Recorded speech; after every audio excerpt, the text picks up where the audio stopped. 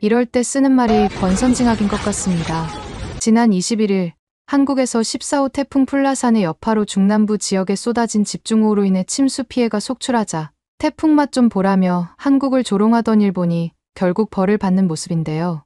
올해 1월 규모 7.6의 지진으로 인해 이재민 1만 명이라는 기록적인 피해를 입은 곳으로도 잘 알려진 일본 이시카와현 노토반도의 1976년 관측 이래 사상 최악의 폭우가 쏟아졌기 때문입니다. 하지만 일본이 겪고 있는 위기는 여기서 끝이 아닌데요. 일본 이즈제도 남쪽 해역에서 오전 8시경 규모 5.6의 지진이 발생했고 이로 인해 쓰나미 주의보까지 발령되었기 때문입니다. 난카이 대지진의 공포가 채 가시지 않은 지금 또다시 지진으로 인한 공포가 극에 달한 일본에서는 슬슬 한국에 대한 어처구니 없는 주장을 펼치고 있다는 소식이 전해지고 있는데요. 그럼 일본에서는 지금 대체 어떤 일이 벌어지고 있는 건지 함께 알아보러 가실까요? 잠깐 1초 만에 누를 수 있는 좋아요 버튼만 눌러주시면 영상 제작에 큰 힘이 됩니다. 안녕하세요. 제 이름은 아야카입니다. 저는 도쿄의 한 사립대학교에서 국제관계학을 공부하고 있는 21살 여대생이에요. 오늘은 제가 겪은 특별한 경험과 최근 일본에서 일어난 자연재해들, 그리고 그로 인해 느낀 복잡한 감정들에 대해 이야기해 보려고 해요. 먼저 일본에서 일어난 일들을 설명하기에 앞서 제가 만난 한국인 친구에 대해 잠깐 설명해 드릴게요. 작년에 저희 학교에는 한국에서 온 교환학생이 들어왔어요. 그 교환학생의 이름은 소진이었는데 한국 제2의 도시인 부산에서 왔다고 하더군요.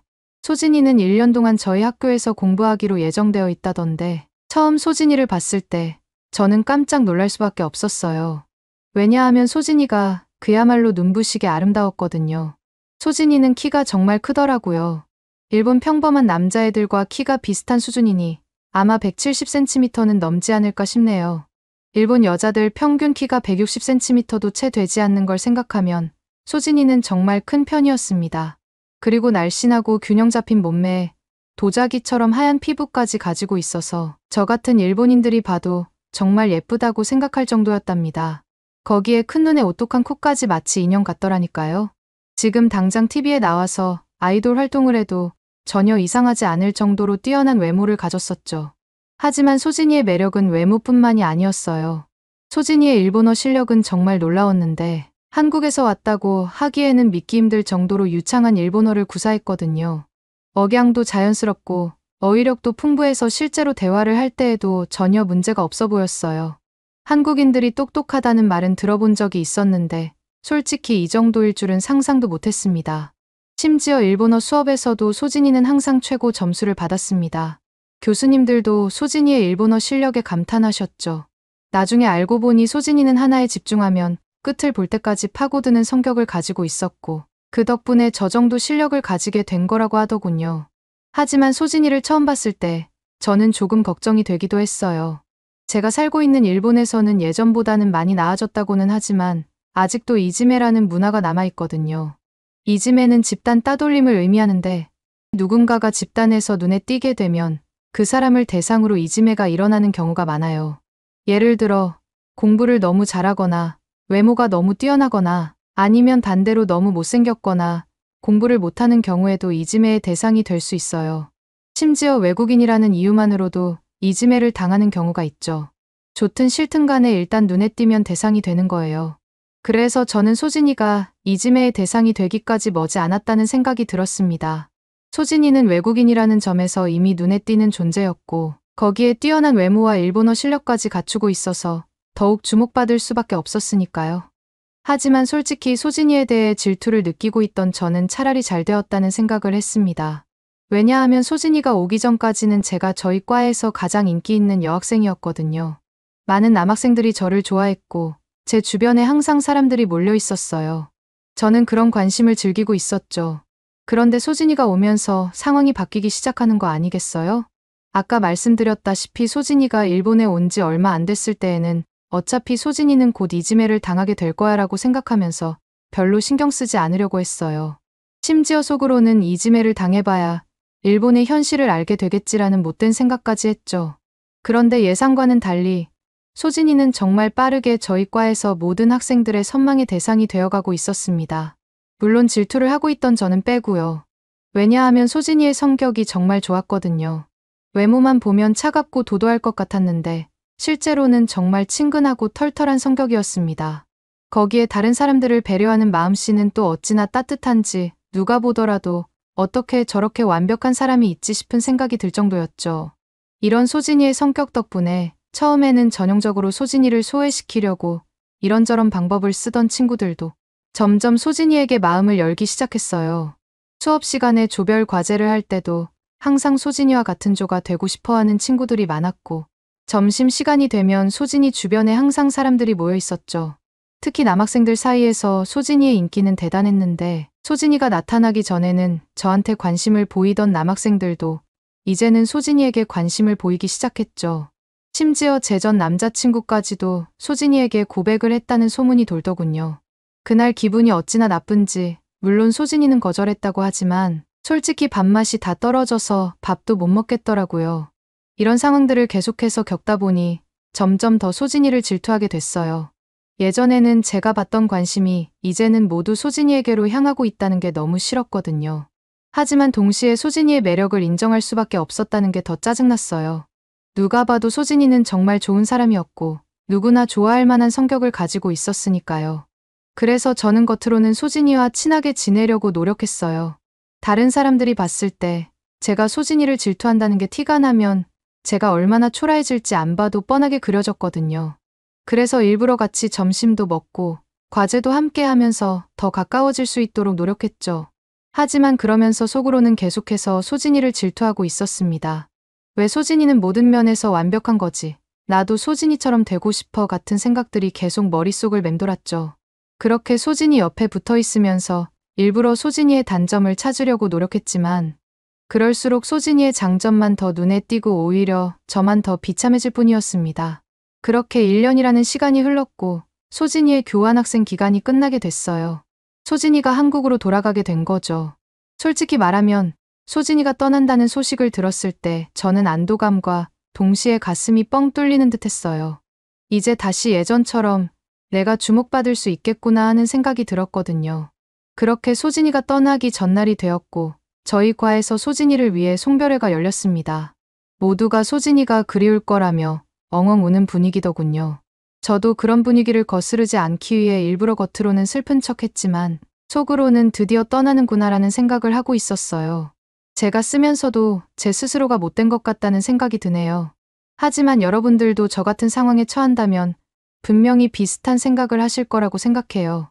아무튼 결국 소진이는 일본을 떠나 다시 한국으로 돌아갔고 그렇게 소진이가 떠난 지 얼마 지나지 않아 일본에는 심상치 않은 일들이 계속해서 이어졌습니다. 마치 자연이 일본을 시험하려는 것처럼 계속해서 자연재해가 일어나기 시작했거든요. 먼저 규슈 미야자키현 앞바다에서 규모 7.1의 강진이 발생했습니다. 그렇게 지진이 발생한 이후 TV에서는 계속해서 지진 피해 상황을 보도하고 있었고 많은 사람들이 불안에 떨고 있었죠. 물론 여진도 이어졌고요. 그런데 이때 발생했던 지진 이후에 더 충격적인 소식이 들려왔어요. 바로 난카이 대지진 임시 정보가 사상 처음으로 발표되었거든요. 난카이 대지진은 일본 역사상 가장 큰 피해를 줄 수 있는 지진으로 알려져 있어요.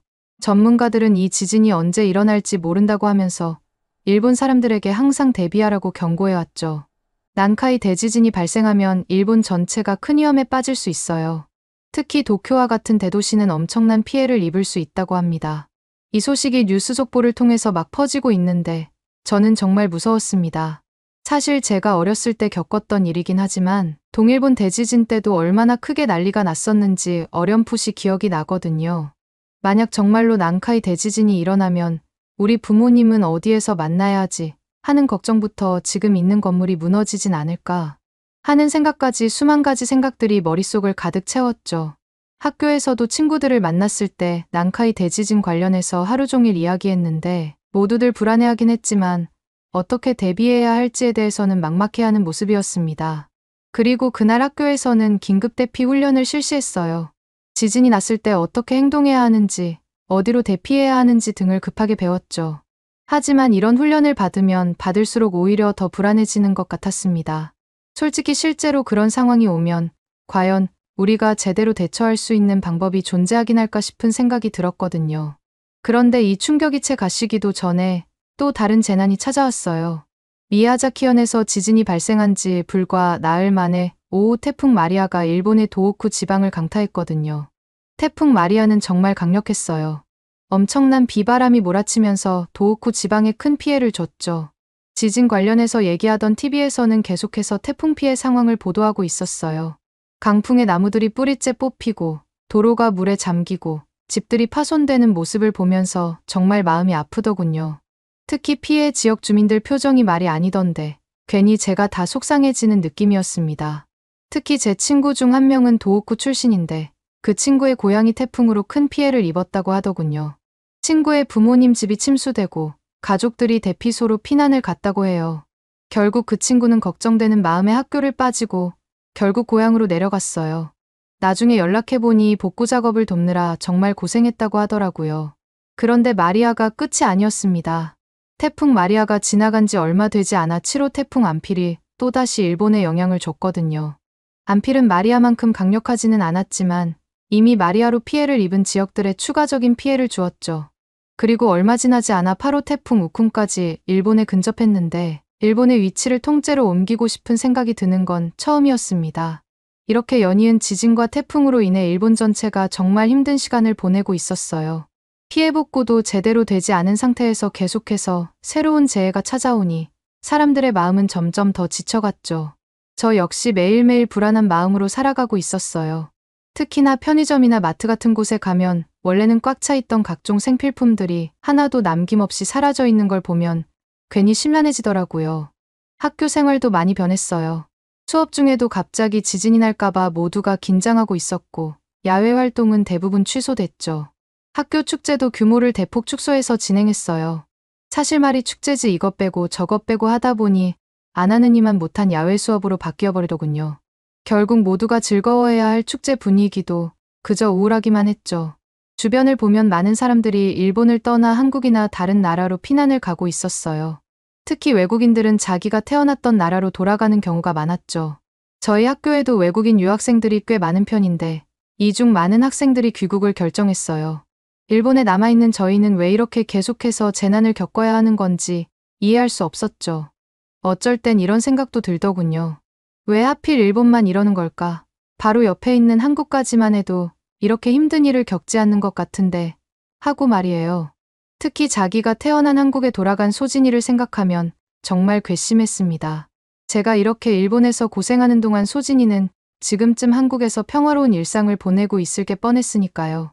이런 생각을 하면 할수록 제 자신이 더욱 비참하게 느껴졌습니다. 그러던 어느 날 9호 태풍 종다리가 발생했다는 소식을 들었어요. 그리고 이 태풍이 한국 쪽으로 향하고 있다는 예보가 나왔죠.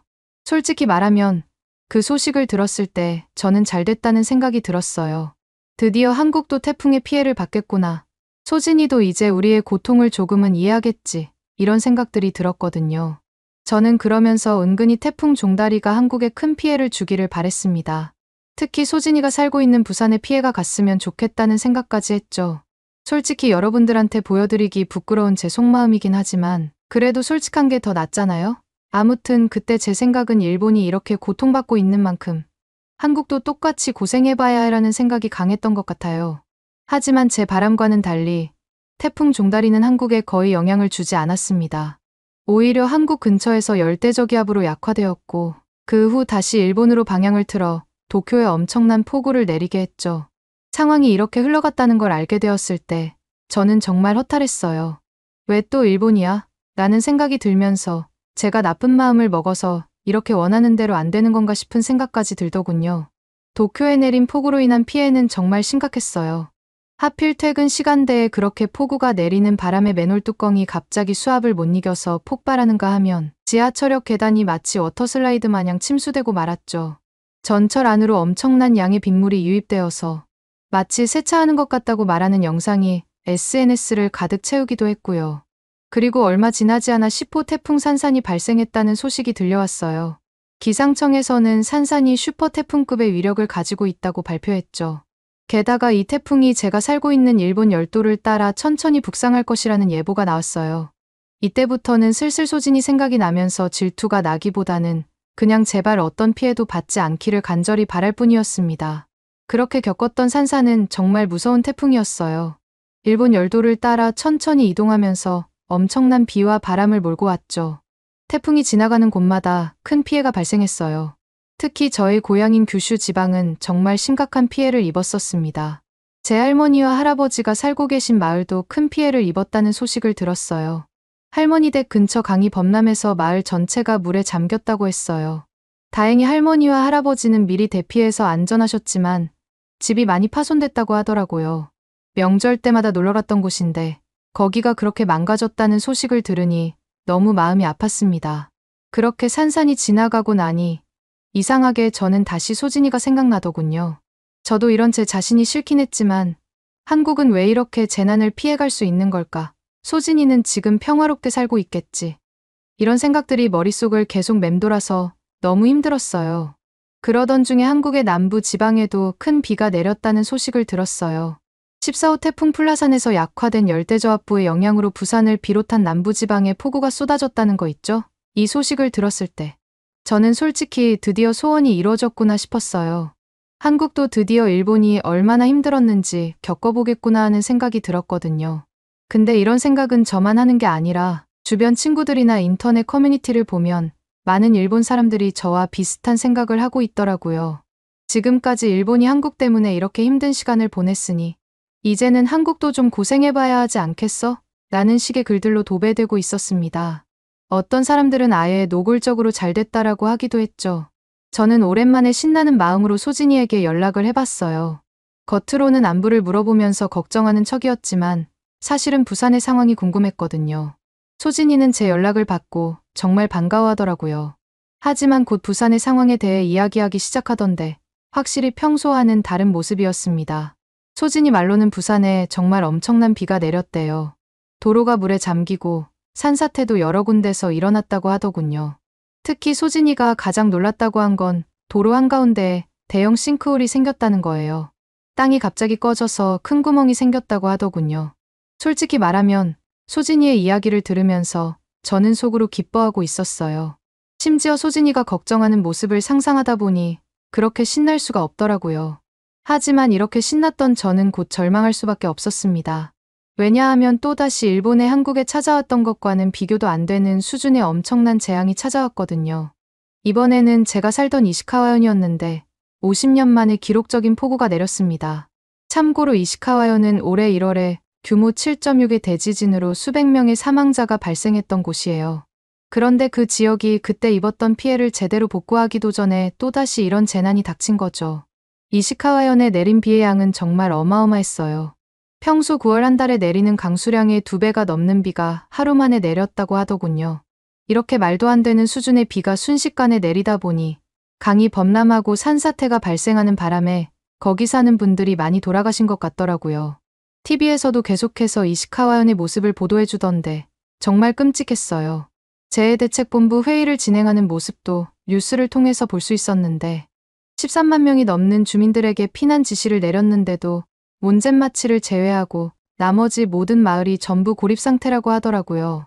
주변에 범람한 하천만 16개라고 하던데 정말 너무 심각한 거 아닌가요? 특히 기억에 남았던 사건이 바로 지진 피해 때문에 가설주택에서 살고 있던 가족들의 얘기예요. 이 사람들이 이번 폭우 때문에 또다시 집을 잃게 생겼다고 하더라고요. 그 사람들 입장에서는 일본에서 태어난 게 얼마나 원망스러울지 싶은 생각이 들었습니다. 그런데 이게 끝이 아니었어요. 얼마 지나지 않아 도쿄 외곽 지역에도 큰 피해가 발생했거든요. 집중호우와 함께 주먹만한 크기의 우박이 떨어지는 거 있죠. 이 우박 때문에 차들의 앞유리가 깨지고 지붕까지 파손되는 바람에 난리도 아니었답니다. 사람들은 급하게 차를 대피시키려고 했고 밖에 있던 사람들은 우박을 피해 소리 지르면서 건물 안으로 뛰어들어갔죠. 저도 학교에서 수업을 듣고 있다가 갑자기 창문을 때리는 우박 소리에 놀라서 창가로 달려갔어요. 창문 밖으로 보이는 광경은 마치 재난영화의 한 장면 같더군요. 그리고 마지막으로 24일 아침에는 규모 5.9의 지진까지 발생했어요. 이번 지진은 바다에서 일어나서 다행이기는 했지만 규모가 있다 보니 쓰나미 주의보까지 발령되더군요. 지진 속보를 접했을 때 정말 무서웠는데 이것 때문에 또다시 난카이 대지진 임시정보가 또 발효되는 게 아닌가 싶었거든요. 한 달 전에 악몽이 떠오른 거죠. 만약 이게 난카이 대지진의 전조라면 지금 당장 할 수 있는 게 아무것도 없잖아요. 이런 상황들을 계속해서 겪다 보니 저는 한 가지 결론을 내리게 되었습니다. 바로 일본이 한국의 방파제 역할을 하고 있는 게 확실하다는 결론이죠. 저희 일본이 이렇게 큰 피해를 입으면서 한국을 보호해주고 있으니 그렇다면 한국에서는 일본에 지원을 해주는 게 당연하지 않을까요? 하지만 오히려 뉴스에서는 한국이 일본을 도와주기는커녕 한국에서 발생한 피해들을 복구하는데 집중하고 있다는 소식만 전해지더군요. 솔직히 실망스럽긴 합니다. 그리고 저는 이 모든 문제가 한국의 산업화 때문이라고 생각하고 있어요. 한국이 급속도로 발전하면서 환경 문제를 일으키고 그게 주변 국가인 저희 일본에까지 영향을 미치고 있다고 생각하거든요. 한국의 공장들에서 나오는 오염물질이 바다를 건너 일본까지 오는 거죠. 실제로 이건 제 머릿속에서 임의로 내린 결론이 아니라 일본의 한 연구팀에서 그런 연구 결과를 발표했다는 기사를 본 적이 있어요. 한국의 산업단지에서 나오는 오염물질이 편서풍을 타고 일본으로 넘어온다는 거였죠. 그래서 일본의 대기 오염이 심해지고 그로 인해 이상 기후 현상이 발생한다는 거예요. 이런 생각을 하면 할수록 더욱 화가 나고 억울해요. 일본은 한국의 잘못으로 인해 이렇게 고통받고 있는데 정작 한국은 아무런 책임도 지지 않고 있잖아요. 분명 여러분들도 저처럼 자연 때문에 힘든 일들을 계속해서 겪는다면 저와 똑같이 생각하실 거라고 확신할 수 있어요. 가끔은 이런 생각도 들어요. 일본이 이렇게 고통받는 게 어쩌면 업보가 아닐까 하는 생각 말이에요. 아무래도 일본이 과거에 다른 나라들에게 저질렀던 일들이 있는 건 사실이잖아요. 하지만 그렇다고 해서 아무 짓도 하지 않았던 저희 세대가 이렇게 고생하는 건 너무 불공평하다고 생각합니다.